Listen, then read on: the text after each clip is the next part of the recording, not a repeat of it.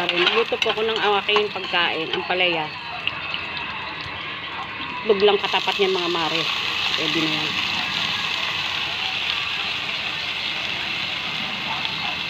Kumain ako kanina ng kanin kaya hindi ako magkakanin na yun. Tapak-tapak lang ito. Ito na ang sadukan mo ng ulam mo. Lalagyan ko lang siya ng egg. 2 pieces egg.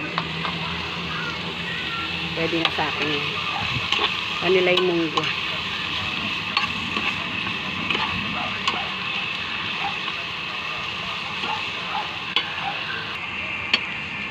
Mare, ang aking ampalaya. Kain po tayo. Gusto ko lang mga ampalaya mga may half cook lang para malutong-lutong kapag kinain mo. Yan ang aking magiging rice at saka ulam. Rice saka ano. Ayun na yun. Naman ko muna.